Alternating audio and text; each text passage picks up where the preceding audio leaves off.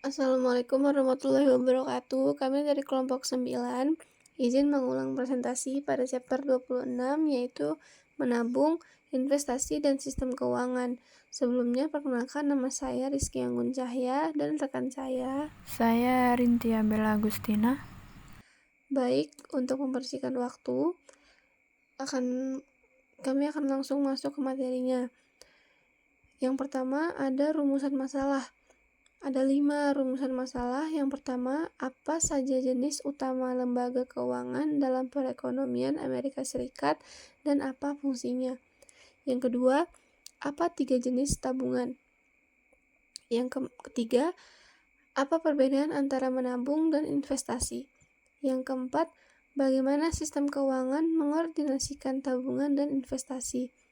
Yang kelima, bagaimana kebijakan pemerintah mempengaruhi tabungan, investasi, dan suku bunga? Selanjutnya, lembaga keuangan. Pengertian sistem keuangan. Sistem keuangan merupakan kelompok lembaga dalam perekonomian yang tugasnya membantu mempertemukan tabungan seseorang dengan investasi orang lain. Sedangkan lembaga keuangan merupakan institusi tempat penabung dapat memberikan dana secara langsung kepada peminjam. Selanjutnya ada pasar keuangan.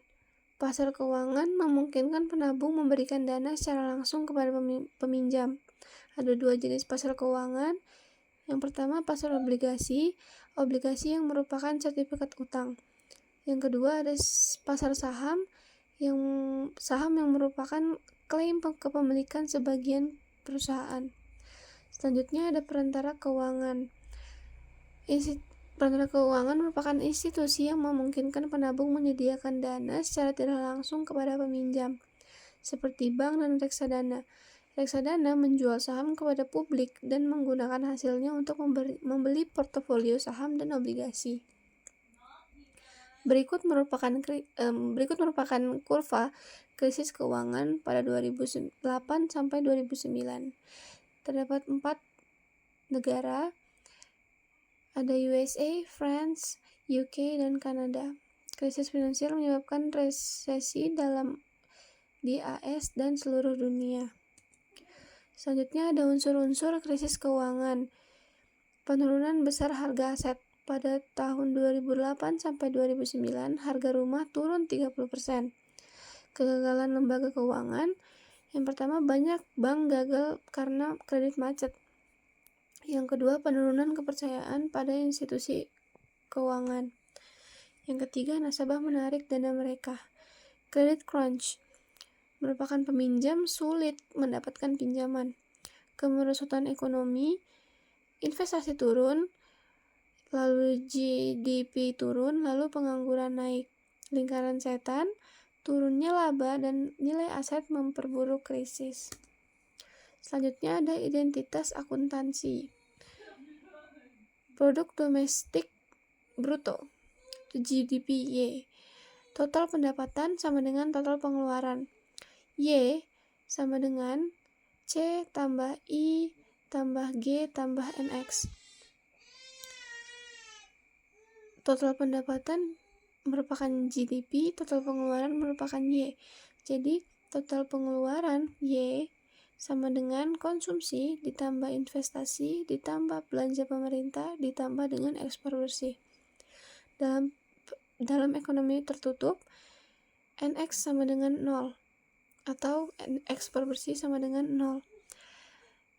Dalam ekonomi tertutup, Y sama dengan C tambah I tambah G, lalu I sama dengan Y dikurang C dikurang G. Merupakan total pengeluaran sama dengan konsumsi tambah investasi tambah belanja pemerintah. Lalu investasi sama dengan total pengeluaran dikurang konsumsi dikurang belanja pemerintah. Pendapatan tabungan nasional atau S.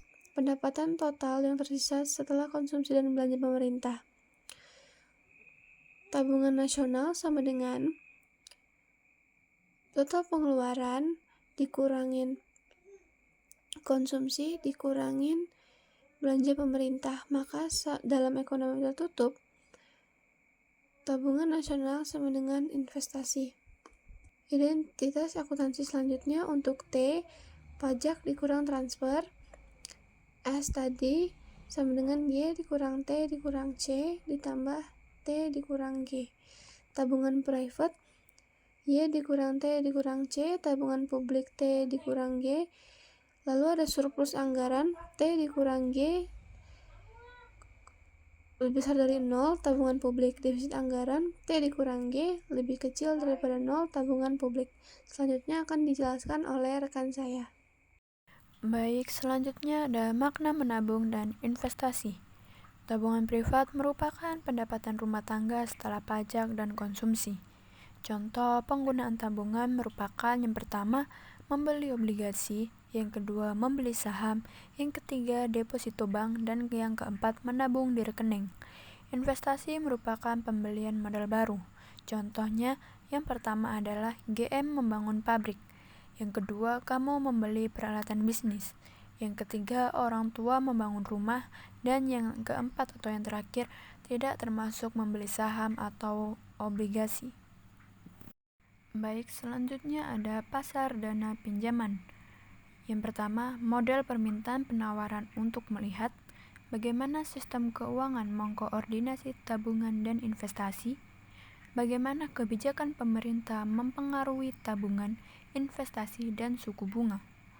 Pasar dana pinjaman, asumsi. Yang pertama, hanya satu pasar keuangan. Yang kedua, semua penabung menabung di pasar ini, yaitu pasar dana pinjaman. Yang ketiga, ada semua peminjam meminjam dari pasar ini. Yang keempat, ada satu suku bunga. Penawaran dana pinjaman berasal dari tabungan, rumah tangga dengan kelebihan pendapatan, tabungan publik, positif menambah penawaran, negatif menguranginya. Selanjutnya ada kemiringan kurva permintaan.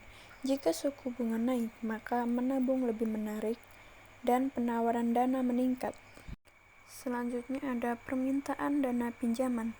Berasal dari investasi, perusahaan meminjam untuk modal, dan rumah tangga meminjam untuk rumah. Kemiringan kurva permintaan merupakan jika suku bunga turun, maka biaya meminjam turun dan permintaan meningkat. Selanjutnya ada keseimbangan. Suku bunga menyesuaikan agar penawaran sama dengan permintaan. Selanjutnya ada kesimpulan. Pasar keuangan mengatur aktivitas ekonomi, mengalokasikan sumber daya secara efisien, menghubungkan masa kini dengan masa depan. Ringkasan, sistem keuangan terdiri dari banyak institusi. Tabungan nasional sama dengan tabungan privat ditambah tabungan publik. Dalam ekonomi tertutup, tabungan nasional sama dengan investasi. Penawaran dana merupakan tabungan, permintaan dana merupakan investasi. Suku bunga menyeimbangkan keduanya, defisit crowding out, dan pertumbuhan turun. Baik, sekian pemaparan ulang materi dari kelompok 9 pada chapter 26. Terima kasih oleh Bapak Masun telah memberikan kami kesempatan untuk memaparkan ulang materi kita. Sekian, terima kasih.